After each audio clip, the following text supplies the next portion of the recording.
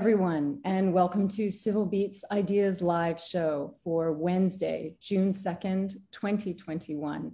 The title of today's show is Power to the People. And today we're going to be discussing the county initiative process. We were inspired to do this show by an essay that Brian Black wrote for us that ran in Civil Beat on March 14th. Brian wrote the essay along with the legal fellow Casey Shoji. It was entitled, Use the County Initiative Process to Create Change in Hawaii. And we're very happy that Brian is here with us today. Brian is the executive director of the Civil Beat Law Center for the Public Interest. And he'll be talking very specifically about the nuts and bolts of the initiative process, how it works, how to put one together, and covering a lot of the material that he covered in his essay. We're also joined today by two others from Maui. Alika Atay is here. Alika is a former county council member on Maui, a natural farmer on Maui, and he's with us today because he was one of the 5 petitioners who brought in 2014 Maui's first ever initiative that went on the ballot, which dealt with genetically modified organisms, genetically engineered organisms, and basically preventing the use of those until a study had been undertaken to ensure that they were safe. So Alika will tell us about the whole experience of being involved in that initiative, how it went, what happened, and the ultimate results of that. We're also joined by Daniel Foley. Daniel Foley has been an attorney, a longtime attorney in Honolulu, as well as a judge. He has been involved in the question of initiatives both as a lawyer. He was the lawyer for the Safe Sandy Beach Coalition, and he was also a lawyer on an anti-nuclear initiative on Hawaii Island. And as a judge, when he was an associate judge of the Hawaii Intermediate Court of Appeals, he ruled on the initiative that sought to decriminalize marijuana on Hawaii Island. So we've got 3 great panelists here today who have a lot of real world experience of looking at initiatives and can tell us about their own experiences with initiatives. I'd like to begin today's discussion by asking each one of them to tell us a little bit about how they first learned about initiative, how they first became aware of initiative. What was the first citizens initiative that they remember coming across and how they felt about it at the time? So Brian, maybe you could start for us. I have to say that the first one where I really thought about it and thought about it as a vehicle for engagement, not just change, but also engaging with the public was Alika's initiative. And it so captured that moment in time, in particular on Maui, and the concerns, and it was going on in Kauai as well, but the concerns and the focus, and gave the people of the island the opportunity to really give voice to their concerns and express and say something. And at the same time, it made me think,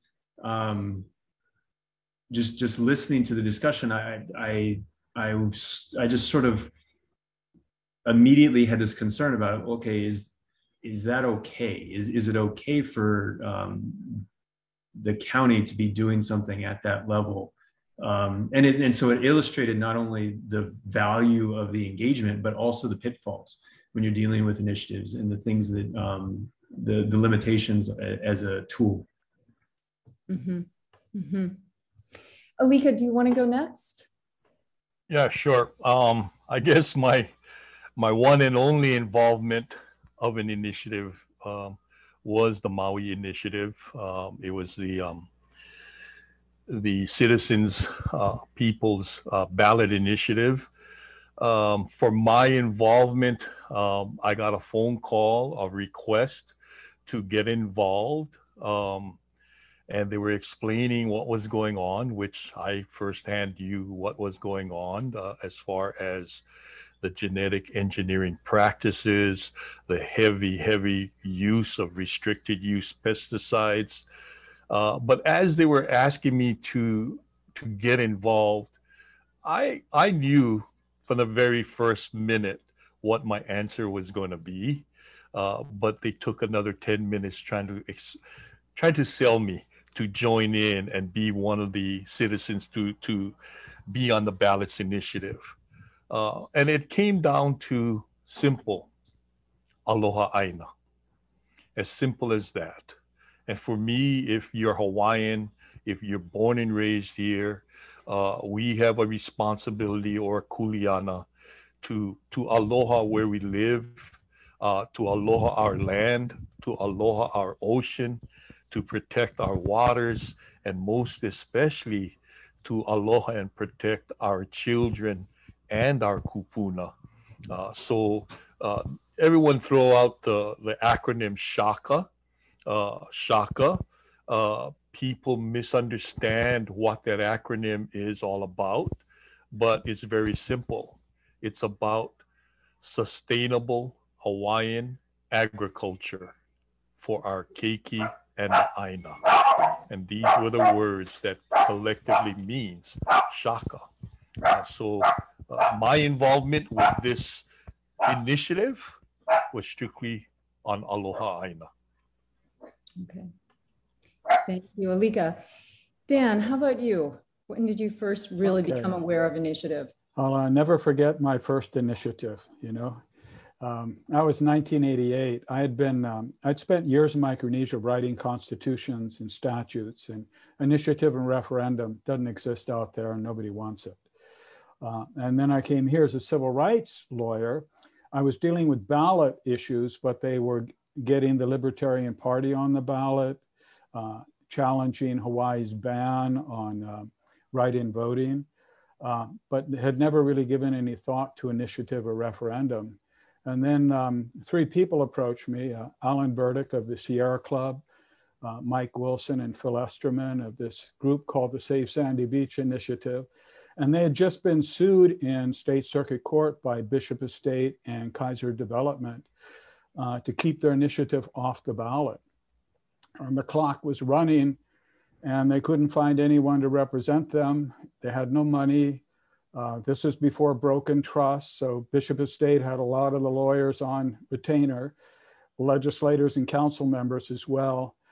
And so I did what I quite often did as a civil rights lawyer. I just took a case that nobody else would take and learned about initiative along the way.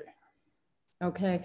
For anybody who doesn't remember, can you just remind our viewers of what that Save Sandy Beach initiative concerned, what it was about? Well, what it was the city council had approved or had before it a special management area permit for an area across Sandy Beach, land owned by Bishop Estate being developed by Kaiser Development Corporation for luxury housing. And this coalition that wanted to keep Kai'ewe open space preservation challenged it in the city council, lost. The developer got his permit. And then they started the initiative under the county charter to downzone it from resort to residential to preservation. They got the number of signatures that the charter required. It was going to be placed on the ballot. So the developer and Bishop Estate went to court and said, you can't downzone by initiative under state law or the charter. And the circuit court ruled in their favor, issued an injunction to keep it off the ballot. I filed an immediate appeal with the state Supreme Court and got a stay of that injunction. So it did go on the ballot in November of 1988 and was overwhelmingly approved by a 2-to-1 vote. And then the story goes on. It's a long story, but that is basically what happened. Okay, thank you. Thanks, Dan. Brian, in your article, you really lay out the process for how one would go about trying to get an initiative on the ballot. Can you share with our viewers, just walk them through what that involves, collecting signatures, how many signatures you need to get, what is the actual process? And connected with that, we have a question that's come in about why does this right not exist at the state level? So can you just explain a little bit about at what level of government does it exist and how do we actually use it? So there's initiative process in every county charter, and we're talking about initiatives as a way of the voters using signatures in order to enact either amendments to the county charter, which the charter is like the equivalent of a state constitution, just at the county level, or using the initiative process to enact ordinances, so county level laws. So the process differs depending on whether you're trying to amend the charter versus whether you're trying to amend the ordinance, and it depends on which county you're in. They all use different standards. So just to step through some of the numbers really quickly, if you're trying to amend a charter or an ordinance in Honolulu, you're talking about, you need about 55,000 signatures. It's 10% of the registered voters. If you're talking about the Big Island, if you're trying to amend the charter, it's around 18,000 signatures. It's focused on 20% of the ballots cast. Ordinances are a little bit different and they're less. It's roughly about 13,000 signatures, and that's 15% of the mayoral votes. So even within each county, they use different standards for charter versus ordinance. Maui County has even more complicated number system. You're trying to change the charter, it's 20% of the registered voters, roughly 21,500 right now, given the last election. But if you're trying to amend the charter and you have council approval, it's less. So you only need 10%, and that's around almost 11,000. Ordinances are different though. So there you're talking about ballots cast, and it's 20% of the ballots cast, and that's around 10,000. And then lastly, Kauai is interesting in that it's flipped. It's easier to change the charter on Kauai than it is to change or to enact an ordinance. For the charter, it's 5% of the registered voters, or around 2,300 signatures. And ordinances, it's 20,000 registered voters, or 20%, sorry, 20% of registered voters, and that's around 9,500 roughly. So you get the signatures, and then there's a process by which you take it to the county clerk, they verify the signatures. When you're talking about ordinances, the county council often has an opportunity to review it and decide whether they want to circumvent having an election and a vote, and instead just enact the ordinance on their own.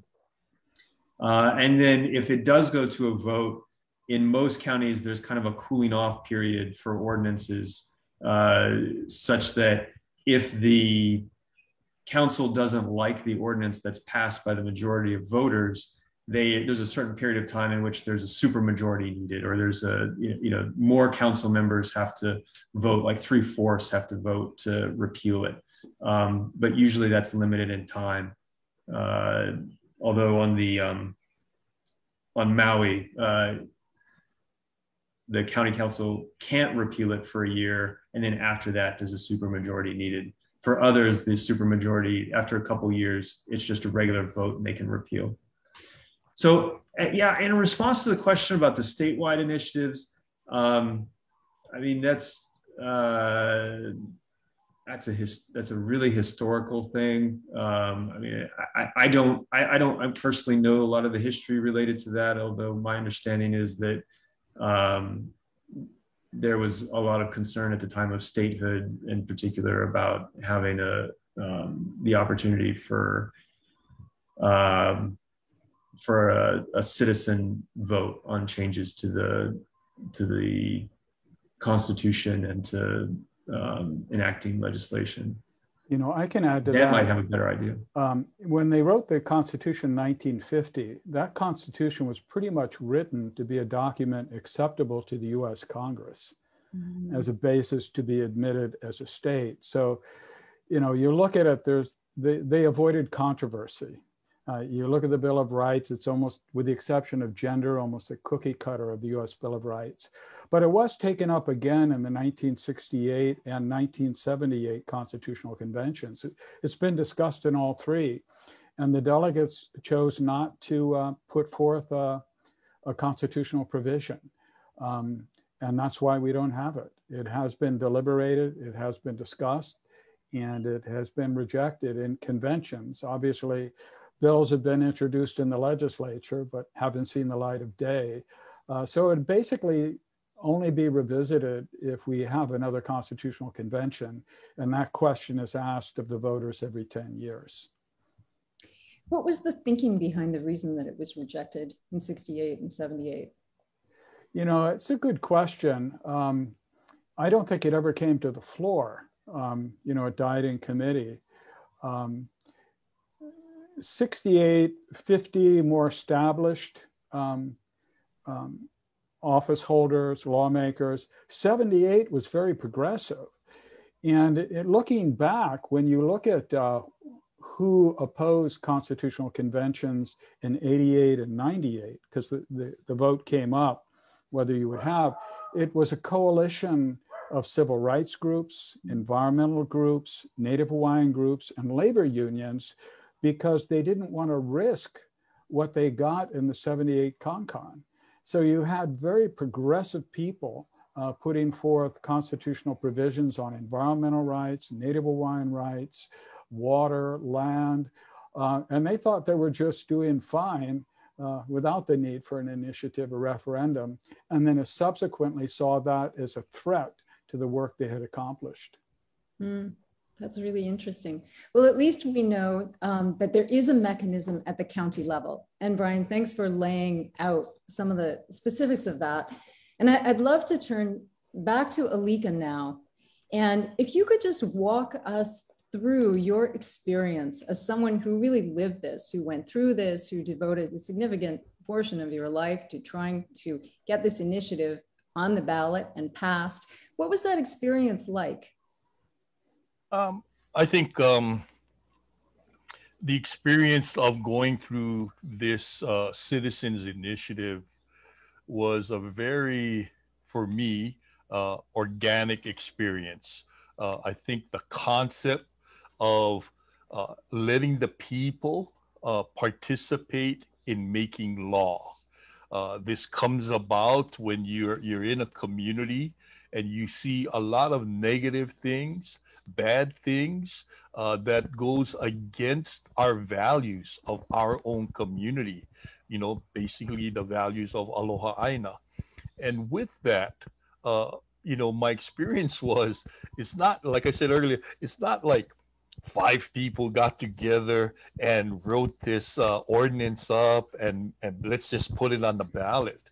My experience was that there were not just hundreds and hundreds, but I would say thousands of volunteer hours, volunteers who also really believe in the values of Aloha Aina and the values of Maui's future, of protecting Maui's future. So we joke around, I joke around with the saying that it took all the H's to be united, you know, for us to have the momentum to have the popular vote done. And the H's were the hippies, the Howleys, and the Hawaiians. And we were all close to the Aina. We all in our own ways value Aloha Aina from a different journey, but we still come to the same spot. And when that group, which then all congregated, believed, united, we started to see the potential that we can make this into law. And then when you start to attend community meetings, you know, some communities are very matriarchal, and so you got to go to the tutus and the grandmas, and you got to go and convince them to step out and go against what has been the political powers of the past.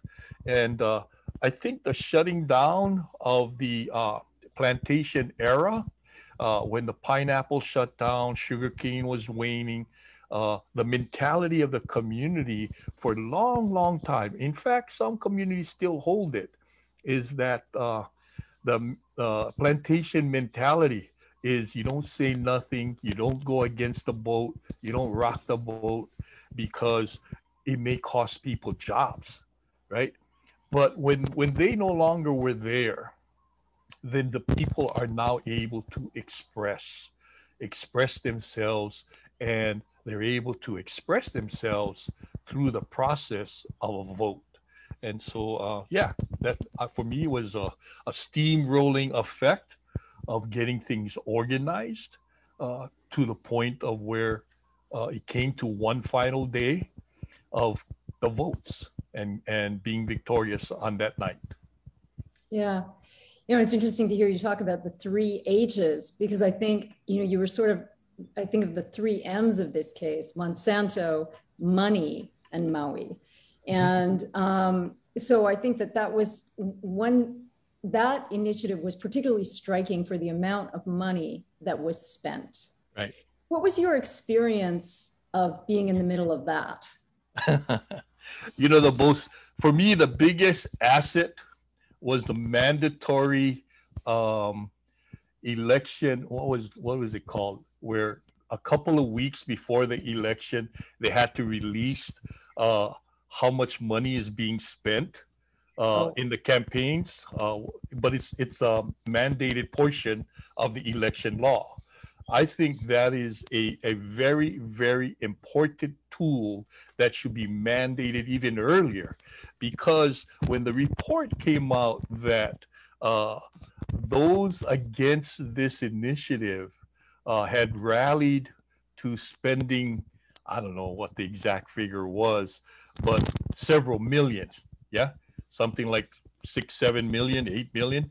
I had read over 7 million. Yeah, so it made my job easier to convince the local people when I stood in front of them and I said, the other guys have spent 7 million. I didn't spend jack. Who you gonna believe is telling you the truth? And so that was an easier way to tell people, you know, why would somebody who's saying, I'm telling you the truth, spend so much money? You should see the campaign, the rhetoric, the social media, the print I mean, the post office box just got obliterated with all kinds of paper trying to convince the people to vote no. So that was an experience in itself, just to see the kinds of economics or dollars placed in an election. Mm-hmm. Yeah, maybe we could talk a little bit about money and initiatives, because, you know, in some instances, I think we tend to think of the initiative as it's almost like a David and Goliath, and it's the little guy who's bringing the initiative. But are there instances, is there any need to be concerned about moneyed interests driving initiatives, hiring volunteers to go out and collect signatures to get an issue on the ballot? Have we seen that happen in Hawaii? I can tell you, if we had statewide initiative, I did the same-sex marriage case back in the 90s.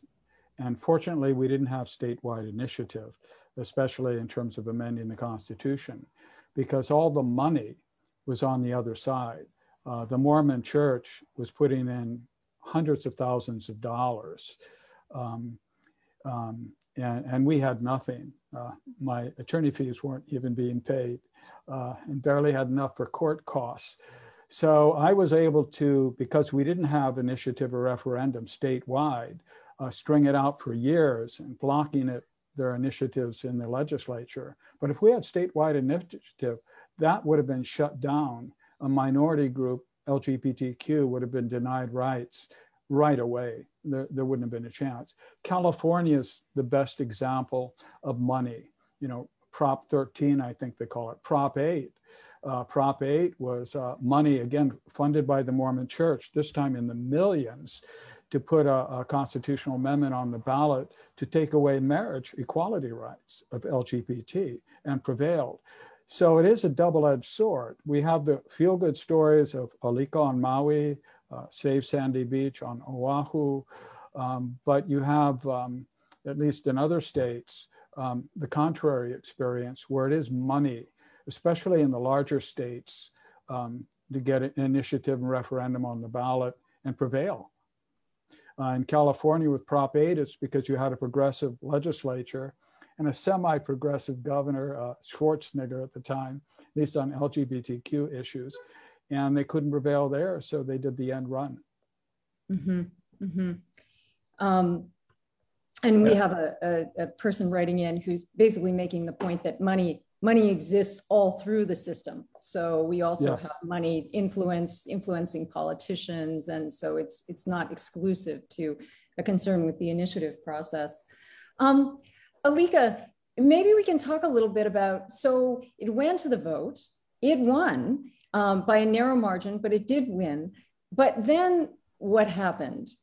And then this is where we turn to what often seems to happen, which is the courts get involved. Yeah. And I think if you read the legislative write-up, you can see that there was the process that went through the different layers of courts and worked its way up. You know, I mean, there's some judgment done, and then there were appeals and reappeals, and slowly works its way up to the top. And I think we went all the way to the Ninth Circuit Court level. And for me personally, I felt like for Aloha Aina and our future of Maui and protecting our children and kupuna, we should be able to take this all the way up to the top, to the Supreme Court. But our organization and those, you know, looking at the rulings and the decision, you know, by the judge. Actually, I had a chance to revisit this week and relook at it, and I'm still going, I don't agree, you know. But because for me, a lot of the ruling from my involvement was about the genetic engineering practice of heavy restricted use chemicals, of pesticides and so on. And so if you read the ruling, a lot of it was plant protection, you know, and APHIS. And so I'm going inside, I'm going to use this document to share to the next generation for them to understand and relook and find that opening to reintroduce the protecting of our Aina. Mm-hmm. Maybe we can talk a little bit about initiative as a tool for raising awareness, because I think from what you've said, Alika, that definitely happened on Maui. It happened with Save Sandy Beach. And it seems like sometimes what happens with initiatives is that even if it goes to a vote and it's victorious, and then the courts strike it down, it's still the end goal is achieved in some form or fashion. And I wonder, Dan, could you walk us through what ultimately happened? There is no better example of that than Save Sandy Beach, because they did get it on the ballot. It was approved overwhelmingly 2-1. And then the Supreme Court was asked to decide what the Bishop Estate and Kaiser Development Corporation had always argued, and the lower court had ruled. Does the county have power to downzone by initiative? Now, I thought clearly they did because of a prior case, Nukuli'i, where there was a referendum downzoning a resort to preservation, and went to the Hawaii Supreme Court, and C.J. Richardson wrote the opinion saying the county has the power under their charter and by initiative and referendum to do so. So it's rare, as Brian can attest to find a case exactly on point. I said, this is it. So when I argued before the Hawaii Supreme Court, I lost that case 4-1. I got a dissent from Nakamura, Eddie Nakamura, and the court said it didn't even address nukuli'i. It said, oh, this issue of the statute was never addressed. And we address it for the first time, and the county can't do that. And Justice Nakamura in his dissent basically said, wait a minute, he saw it as I did. The state statute doesn't say anything about initiative or referendum. It just gives the power to the county, and it's up to the county to decide how to exercise it. But the majority said, well, zoning, we have comprehensive planning process and orderly development and blah, blah, blah, can't be done by initiative. And Justice Nakamura responded, it can be just as much done by initiative as it can be done by the city council. So I talked to Eddie Nakamura about that after he left the court, became a private citizen. I asked him, I said, Eddie, what happened? You know, I thought I had this case on point, and the court didn't reverse that case. And he said, what happened, Dan?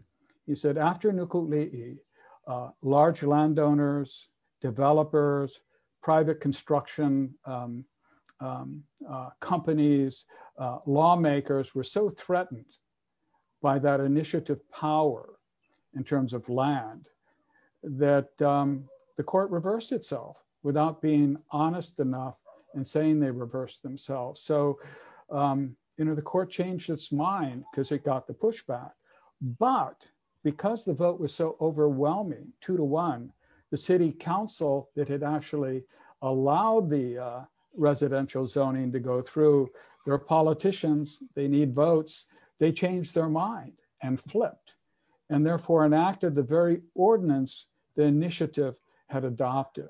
Now, the county ended up spending a lot of money because they had already issued the last discretionary permit to develop it. Mm-hmm. And therefore, by then ordinance reversing that, it's a due process issue, it's a taking issue, and they paid a lot of money. And the initiative, had it not been overturned, would have cost the county a lot of money. But in terms of keeping Ka'iwi Coast open space, that initiative resulted in that happening. Without that initiative, it would not have happened. And it happened because it got on the ballot and people had their say. And even though the court overturned that, because the people spoke, the council finally listened. Yeah, very powerful. I want to invite our viewers to send in any questions, any comments that you have. And specifically, I would like to ask if any of you out there have any specific thoughts about initiatives that you are thinking about bringing, that you think need to be brought, that you are interested in. Please share those with us in the chat. Here is one from Alan. He's asking, could we do an initiative for increasing minimum wage in a county? Would there be issues with that? Does it conflict with other laws, state laws, federal laws? What do you think, Brian? So it's probably possible. I think that you may see something similar to the issues that or challenges probably for sure, similar to what happened to Alika, where someone will come along and would say, even if you get the signatures, even if you go through the process, they would say that it's preempted by the fact that there's a state law about minimum wage. At the same time, you know, the preemption standards are very difficult to sort of overcome. And I haven't looked at it in as much detail as you could put into it, but at the same time, I don't know that there's anything in that state law that says expressly, for example, you can't have, the counties can't pass a separate minimum wage, nor is there anything I'm aware of where the state legislature has sort of indicated we're setting a bare minimum and that's the only minimum that can exist.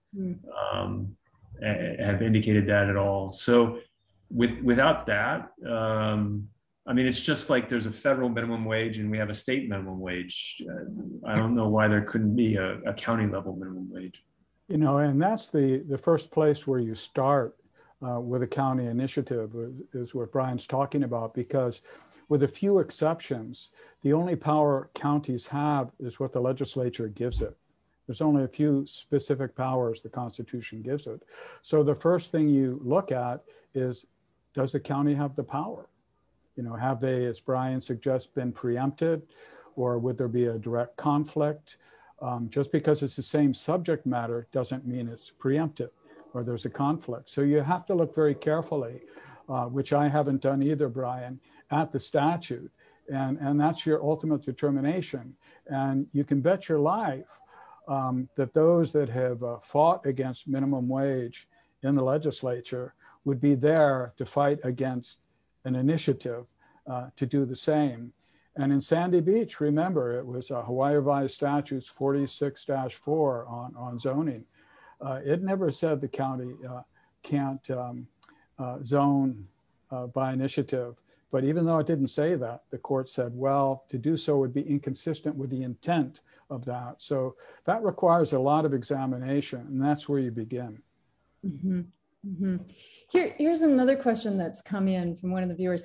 Can the citizen initiative process be used as a way to generate revenue for the counties, since only the state can impose taxes? For example, Berkeley used the ballot initiative process to tax soda to fund health.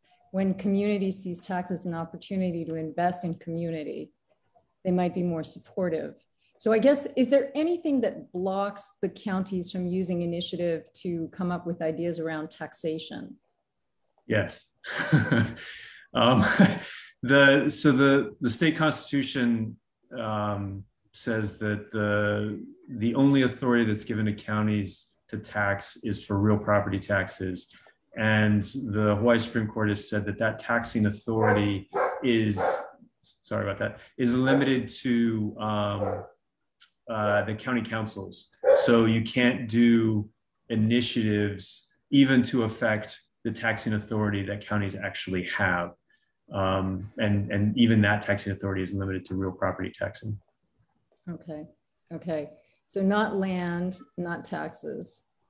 Well, and I think that's laid out in Brian's article that you referred to earlier. Each charter that allows for initiative has certain exceptions, whether tax, budget, and other areas. So not only do you have to look at the state law to see if the county can do it, then you have to look at the charter to see if the charter allows it.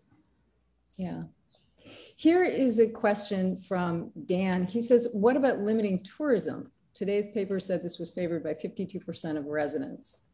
Well, I don't even know how that would be structured, but would it be viable as an initiative to set some sort of a limit on the numbers of people, let's say, who could enter as tourists in any given year, any given month?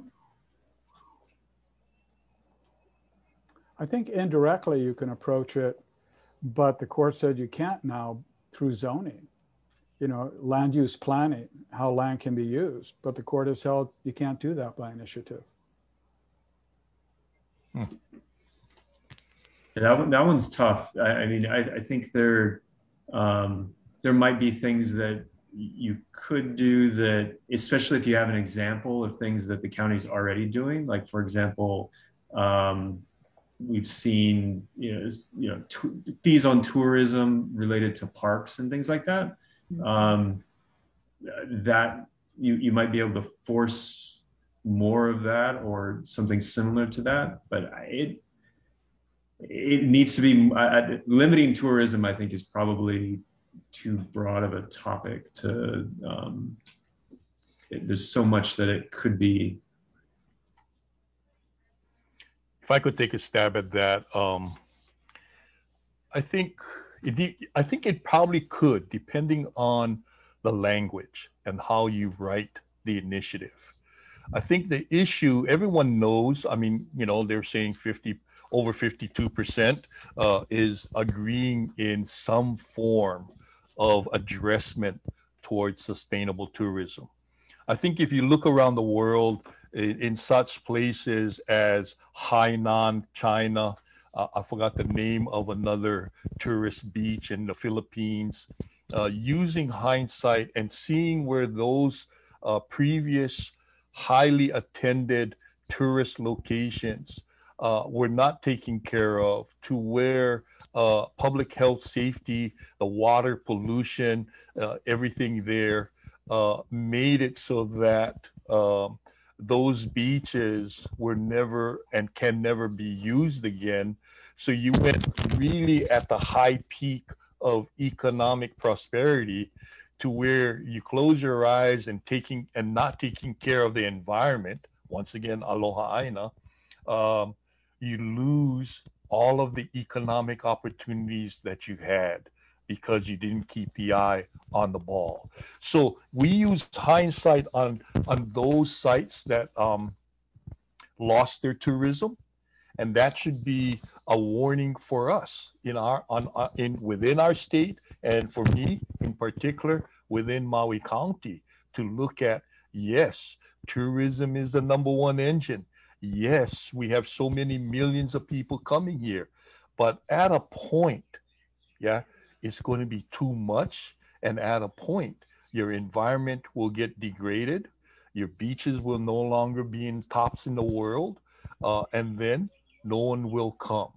So when will it be too late to pay attention and possibly step in and create provisions of sustainable control of tourism?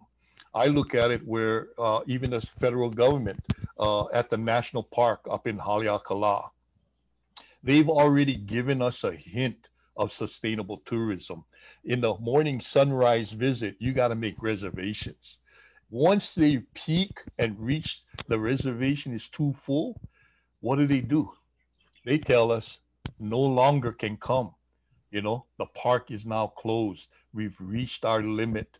Come another day. So just that, the federal government has given us a hint towards sustainable tourism, although in a smaller version, controlling the amount of people that can visit the national park. That is a hint of what we should be doing into controlling those levels of tourism here on our island. Mm-hmm. Somebody want to add something? No, I want to share this comment from Kat. She said, many moons ago, there was a bill at the legislature to determine the carrying capacity of our islands. After going through the sausage machine, it became, how do we sustain tourism? But yeah, that idea, I mean, I remember even when we would, I think it was under the state DLNR, if you wanted to go into Kalalau, you had to get a permit. There was a control on the numbers of people who could go in. But I guess the question is just whether a group could use initiative to force those controls to be enacted.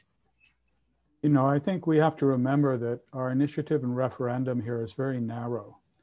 It's only a county power approved by the charter. And to be successful, it has to be very surgical and somewhat narrow. A mistake that was made on the Big Island that I wrote on was to decriminalize small possessions of marijuana for personal use. But what they did was they wrote this comprehensive chapter with definitions and purpose and all kinds of stuff, budget matters. And when I wrote, and later the Hawaii Supreme Court wrote, striking it down, even though the voters approved it, that it was preempted by state law or in conflict with state law. So it was too broad. And that's certainly not as broad as tourism, sustainable development. We're just talking about marijuana for personal use by an adult. And that ordinance was too broad and was struck down. Yeah. I would love to go back a little bit to the nuts and bolts here. And Brian, can I ask you about the process of gathering signatures and how that works? Because that would be the starting point for people, right? And so can you do that electronically? Can you just send out an email and say, hey, I've got this petition. Do you still have to stand in front of grocery stores and get people to sign a paper? What's the process for getting signatures and confirming them? it's still the old school, standing outside, getting handwritten signatures. You have to have people, the signatories have to execute affidavits, or the people collecting the signatures have to execute affidavits saying like this, I collected on these days, these are the people that I collected, here are the sheets.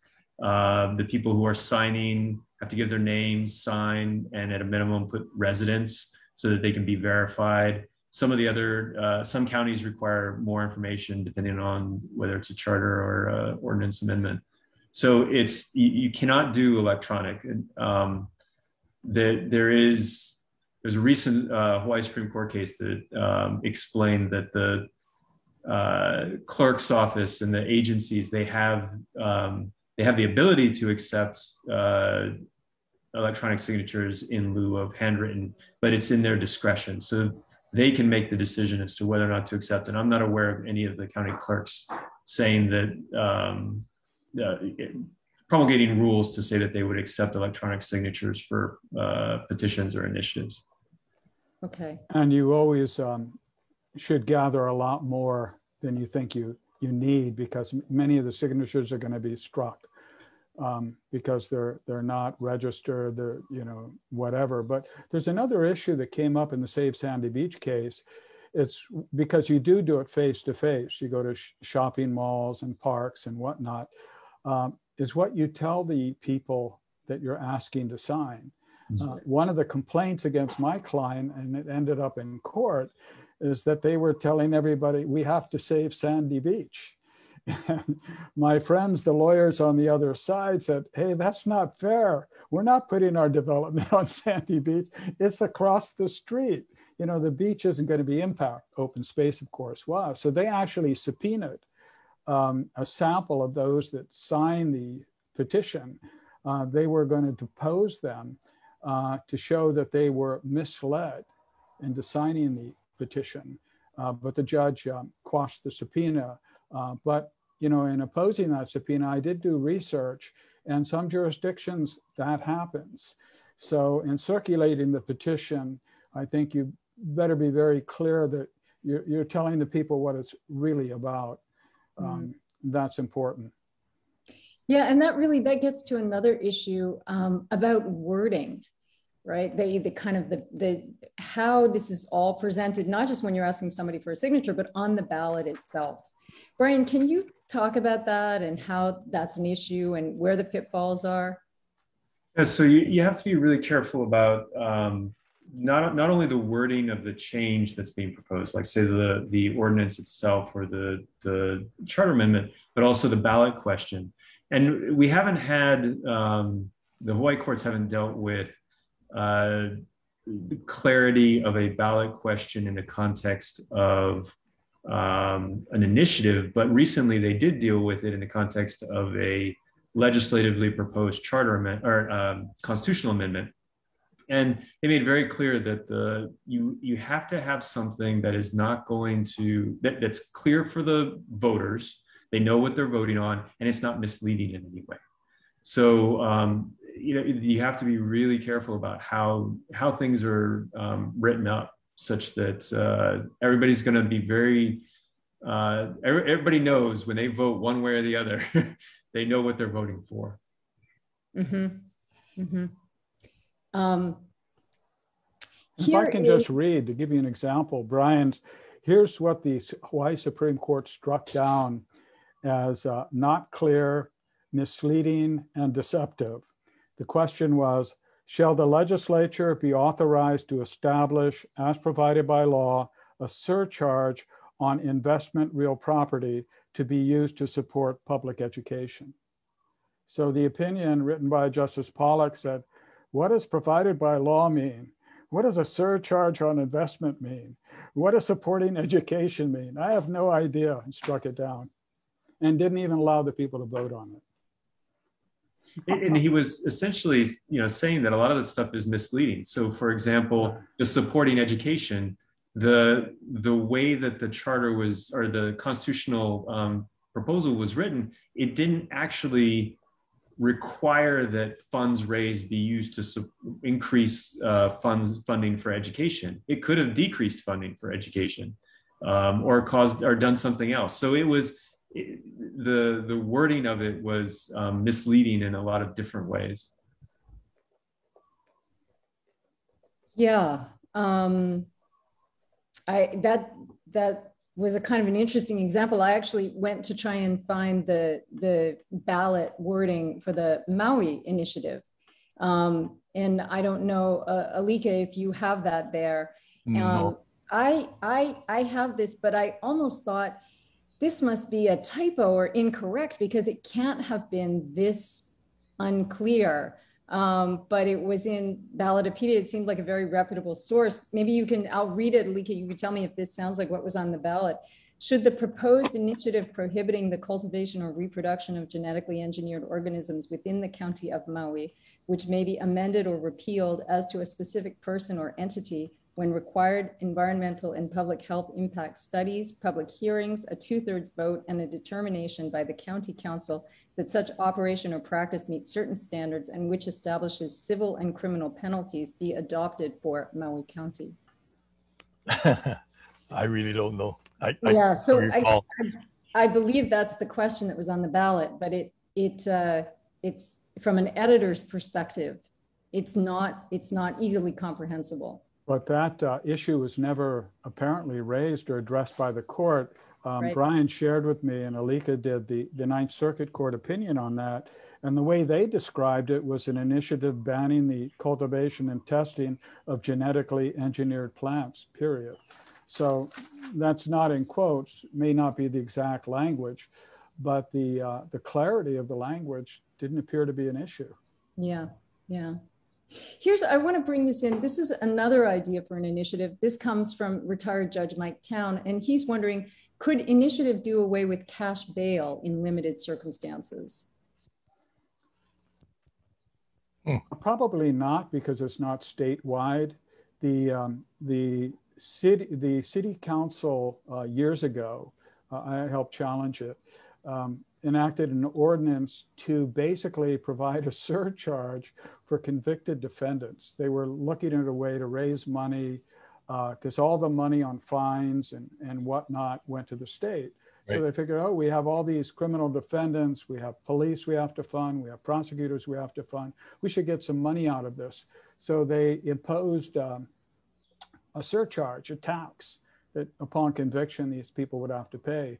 And the Hawaii Supreme Court ruled it's preemptive. You know, we have a state scheme on that, and I assume the same would be decided on bail.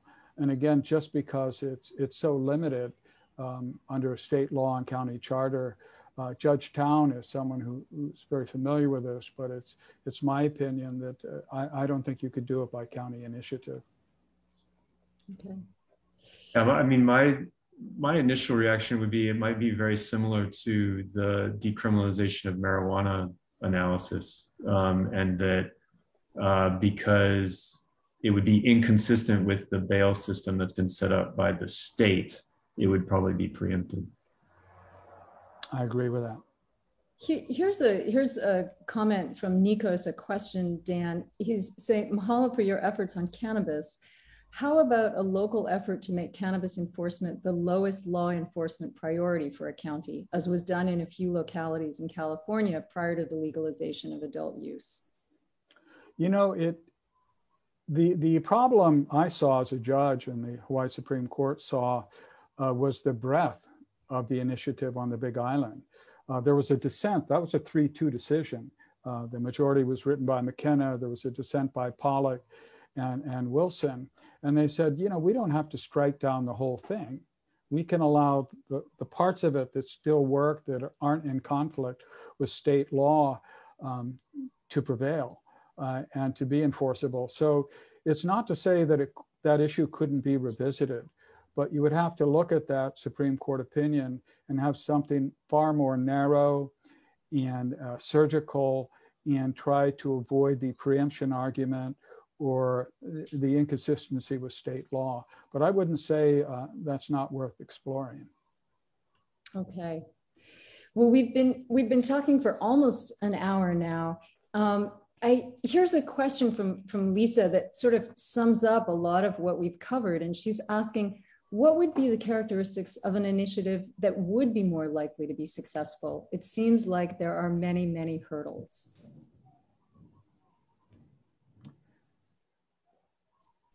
Yeah. Yeah. There are. Yeah. I mean, I think focusing on things that are very clearly within the county's kuleana, you know, policing is one that I think could be a place where initiatives could work if there was something that people felt strongly about. Or just changing the structure of government in a way that makes sense. You know, there's a lot of things that are already in the charter about the way government works, and if there were if people had concerns about the way that things are set up, those would be very good targets for initiative. Brian, could you talk a little bit more about initiatives and policing, about the sorts of things potentially that it could be used for in the realm of policing? Yeah, so I mean, one of the things that I've thrown out there in terms of seeing if people are interested and would talk about it is like, what is the current structure of the police commission? So right now, the Honolulu Police Commission, for example, is all selected by the mayor and confirmed by council. That means that those individuals that are on the commission don't necessarily have that local community feel from across the city and county. So one idea would be to have people nominated for the positions so each council member nominates a commissioner, and then each commissioner is then confirmed by the entire council, so that you have each district of the council represented on the police commission and having a voice and someone to go to in a way. That's one idea. Other ideas is, you know, my day job is transparency. I think there's a lot that could be done in terms of either ordinances or charter amendments as far as making policing more transparent and open with the public. Okay. Alika, I'd love to bring you back in and just ask you, in the wake of all of this, that vote was in 2014. Mm-hmm. Is there a general, I realize that this is a broad question, but what's your sense of the general feeling on the ground about initiative? Do you have people approach you and with ideas about bringing forth another initiative? Is there a kind of a general sense of, yes, we should try this again, not necessarily with anything to do with GMO, but just in any capacity? Is there a kind of a sense of this is a tool that is valuable and we want to use? I think so. In fact, the younger generation who have the opportunity to study this in their classes, in their research, the Citizens Initiative is a great tool for the people. To me, I look at it like, hey, if there's politicians who should be making laws and ordinances for the people, but yet they're not. If there's government administration that's not protecting the best interests for the people, then the people have an opportunity to express themselves via a citizen's ballot. And so this is important. And it's interesting that this process is offered right now primarily on the county level. And so if you have issues in your local government, in your local life on your specific island county, then the lesson I saw was that whatever you're trying to initiate change for, is it preempted by state government law? And then the next test, is it preempted by federal law? because, state supersedes county, federal supersedes state. And so you will go up the chain of being challenged. So any issue that you want to try to solve, you must do the litmus test of, is this citizens initiative, can it be challenged in the state level? Oh, and then the next step, can it be challenged in the federal level? Then you'll come back and you say, it has merit. Now, the litmus test in the community is, what's the popular opinion? And is there a chance that if we put effort into it, we can get the majority of our residents expressing a positive ballot vote?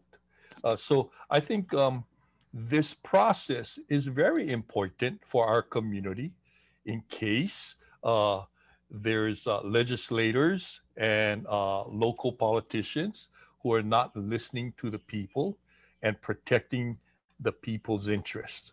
So, yeah. Okay. Well, we have been talking for over an hour now, and we've covered a lot of ground.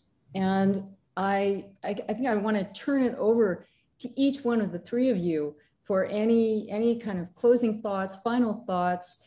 If there's anything that we haven't covered that you feel that we should, but just where have we come to in this conversation? Brian, what do you think?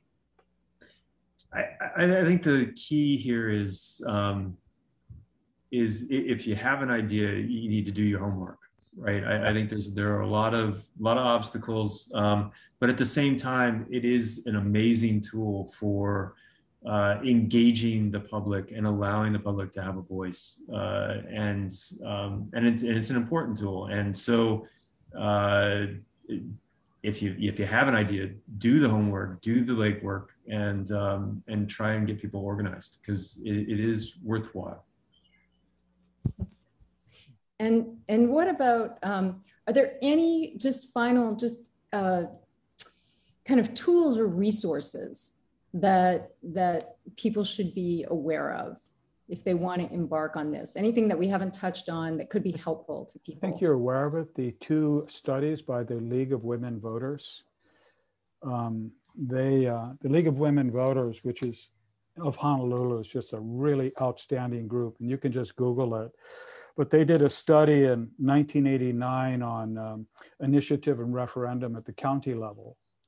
And then they did a revised, updated study in 2003 at the state level. And it's really good, both studies, because it talks about the experience and the history and the issues and the pros and cons. So those are the two best documents I've reviewed. Okay. And Dan, what about you? What about final thoughts? I've been involved in initiative. I can tell you the people that are proposing the initiative really enjoy it, feel they're on the right side, and the people opposing it, not so much. Sandy Beach, it was a great exercise in democracy. The anti-nuclear referendum on the Big Island, although they weren't successful, was considered a positive exercise. But with a constitutional amendment taking away the rights of LGBTQ in the state, even though it came from the legislature, not by initiative, was an extremely unpleasant, heartbreaking to have the majority rip from you your rights under the Bill of Rights, and is the only provision in the Bill of Rights in the history of Hawaii that actually takes away rights. So it's a double-edged sword. Mm-hmm. Yeah, absolutely. Alika, returning to you, closing thoughts. I think on the issue or the potential of future initiatives, I see some of the chats coming in, people wanting to address the minimum wage issue here. A couple years back, we did address it on a county council level. We were trying to propose a $15 minimum, and we got voted down just on the county council side. But that indicated that corporate counsel had reviewed it, and that is an issue that could be addressed on a local level. I think if there's people interest of addressing that, that could be a potential initiative. Circling back on an earlier question, another potential issue is locally we have Transient Accommodation Tax. Brian had mentioned, the Constitution only allows councils to establish their taxation via property taxes. However, the state has offered the county to generate additional tax revenues through the TAT or through the Transient Accommodation Tax. However, the county never receives 100% of what they individually raised. If we got that money back, which is hovering in hundreds of millions, that would greatly enhance and lower the taxation onto the local residents. So I think the Maui, I speak from the Maui County perspective, is that could be another citizens initiative of enforcing the state to follow their law and give Maui County 100% of what is due that they have raised via the TAT. Every year we get a percentage of that. So yeah, these are, in my thoughts, couple potential citizens initiative if the legislature is not addressing that for us. Yeah. Well, it seems that one of the key points that's come out from our discussion today is that lots of times a big part of the initiative's value is that it raises awareness, and that success or victory may not necessarily be dependent solely on the outcome of the vote, but that it just may change the politicians' behavior.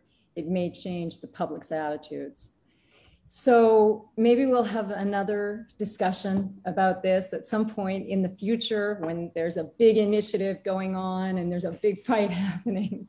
But for now, I really want to thank all three of you for coming on and for talking with us in such a kind of deep and comprehensive way about this question and about this issue. So mahalo nui loa to all of you. And to the viewers who joined us today, thank you so much for being here. And thank you for all of your questions. Thank you for all of your comments in the chat. We will be back with the next Civil Beat Ideas live show on June 16th. We'll be looking at whether UH should offer a degree in criminal justice. So join us for that discussion if you're interested in that, Wednesdays at 2 p.m. And thank you so much for being with us today. Aloha. Thank you. Aloha. Mahalo. Thank you.